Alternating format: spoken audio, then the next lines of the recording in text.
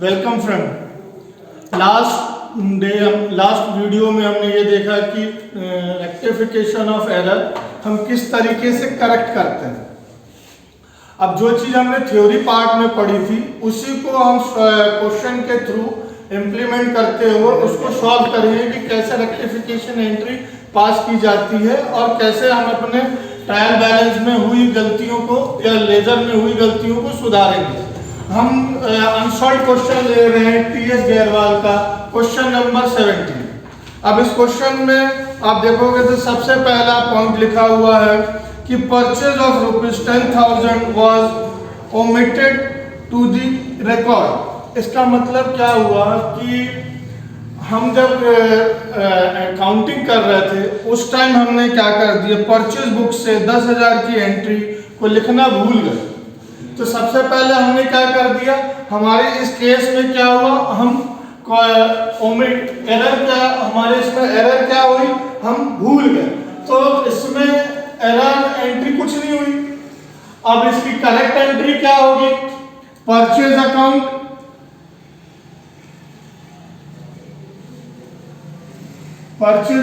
Debit to cash या bank, जो भी चीज अगर, क्योंकि इसमें क्रेडिट सेल नहीं है तो ये कैश या बैंक में हुआ होगा, तो इसमें बैंक कैश या बैंक को क्रेडिट कर रहे हैं। तो ये कितने से होगा, 10,000 से।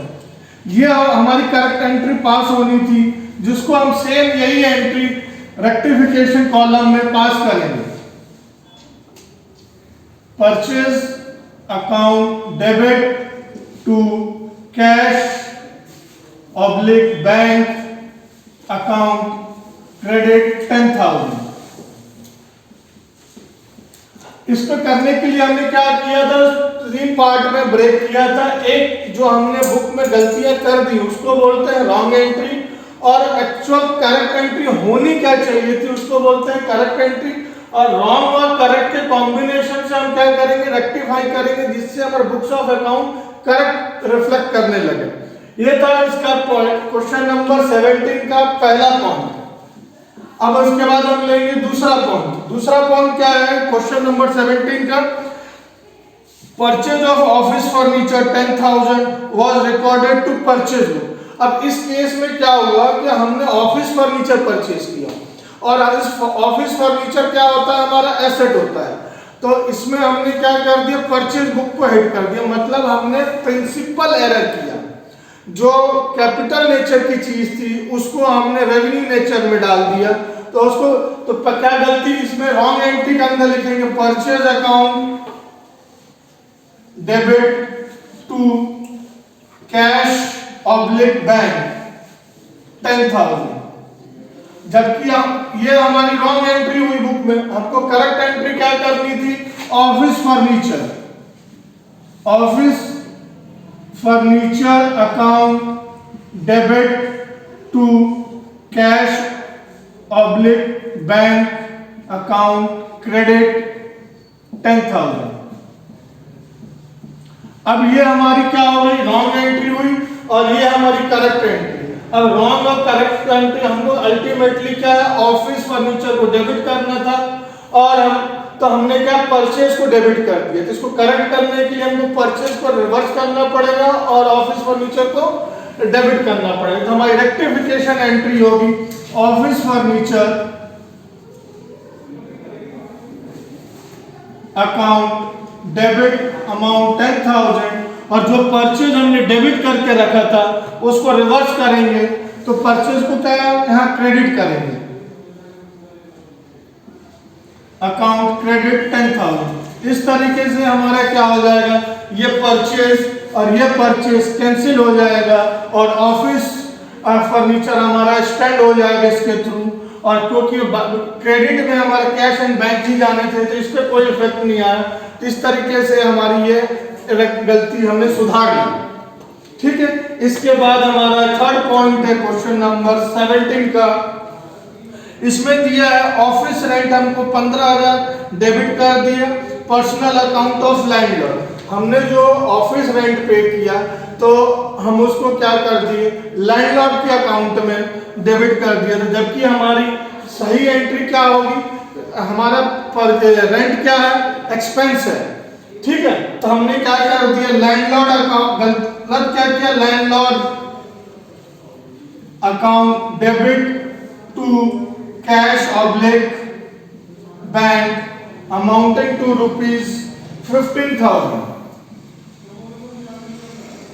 ये हमने लैंडलॉर्ड को जो पेमेंट किया वो लैंडलॉर्ड का ना हो कि हमारा रेंट बुक होना चाहिए, हमारा ऑफिस का खर्चा बुक होना चाहिए। जो हमारी करेक्ट एंट्री है, rent account debit to cash oblique bank amounting to ₹15,000। अब इसको हम करेक्ट करने के लिए, इसको रेक्टिफिकेशन करने के लिए हमें क्या करना पड़ेगा, जो हमने लैंडलॉर्ड के अकाउंट को डेबिट करके रखा था उसको हमको क्रेडिट करना पड़ेगा, और रेंट अकाउंट जो हमने डेबिट नहीं किया उसको हमको डेबिट करना पड़ेगा। इस तरीके से हम रेक्टिफिकेशन का इफेक्ट दे पाएंगे और अपने अकाउंट्स को करेक्ट कर पाएंगे। तो हमारी रेक्टिफिकेशन एंट्री होगी rent account debit to landlord account 15,000। इस तरीके से हमने लैंडलॉर्ड को जो डेबिट करके रखा था उसको यहाँ पे रेक्टिफिकेशन में क्रेडिट करके उसका इम्पैक्ट को हमने नलीफाई किया और रेंट अकाउंट को का इम्पैक्ट दिया। इस तरीके से हमारा क्वेश्चन नंबर 17 का 1, 2 और 3 पार्ट कंप्लीट हुआ है। और इस चैप्टर, इस टॉपिक का अगला टॉपिक है फोर्थ में लिखा old machinery sold 5,000 was credited to sale account. Old machinery को क्या किया, हमने सेल किया और उसको हमने सेल्स अकाउंट में लिख दिया। फिर से यहाँ प्रिंसिपल एरर हमने किया, जो हमने एरर ऑफ कमीशन के बाद पढ़ा था, एरर ऑफ प्रिंसिपल मतलब कैपिटल का रेवेन्यू में और रेवेन्यू का कैपिटल में। तो हमने क्या एंट्री करी, कैश अकाउंट डेबिट, कैश या बैंक अकाउंट डेबिट किया और सेल्स अकाउंट को हमने क्रेडिट कर दिया, अमाउंट जो था 5,000 रुपए से। जबकि हमने मशीनरी बेची, ना कि हमने कोई सेल का ट्रांजैक्शन किया। तो ये सेल का जो ट्रांजैक्शन होता है रेवेन्यू नेचर का है, जबकि हमने मशीनरी बेची है। तो हमारी करेक्ट एंट्री होनी चाहिए थी कैश अकाउंट या बैंक अकाउंट को डेबिट करना था और मशीनरी अकाउंट को क्रेडिट करना था 5,000 से।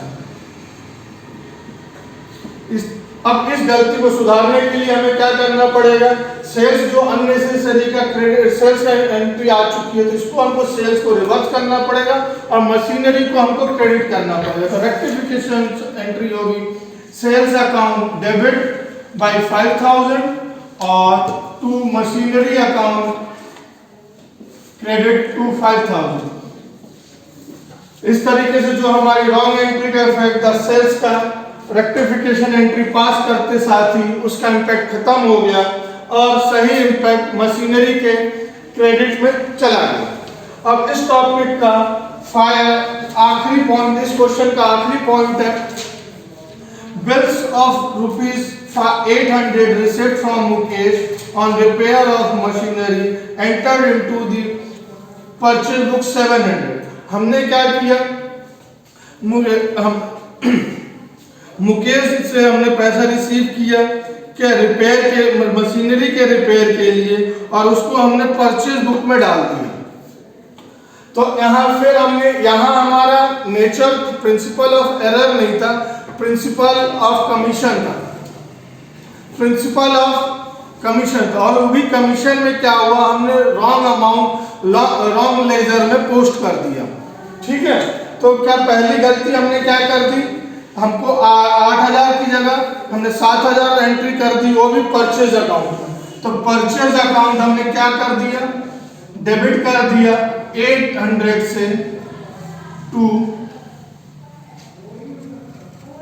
800 टू कैश ऑब्लिक बैंक,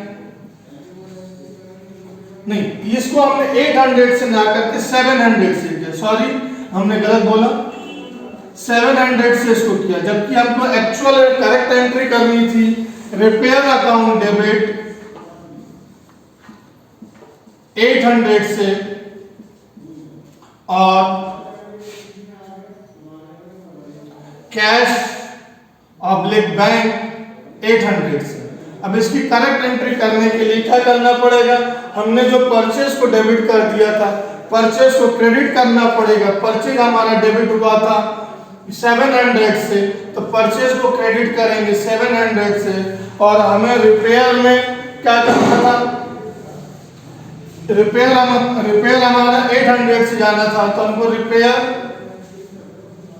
800 से डेबिट करेंगे। अब हमारे क्रेडिट में 100 रुपए का अंतर है, जो हमने कैश एंड बैंक में नहीं किया था, तो हमारा क्या हो जाए, कैश एंड बैंक भी क्रेडिट होगा 100 रुपए से। इस तरीके से हमारा क्वेश्चन नंबर 17 कंप्लीट हुआ। अगर आप सभी को अगर यह समझ में आया हो तो अपना फीडबैक मेरे कमेंट बॉक्स में जरूर पोस्ट कीजिए।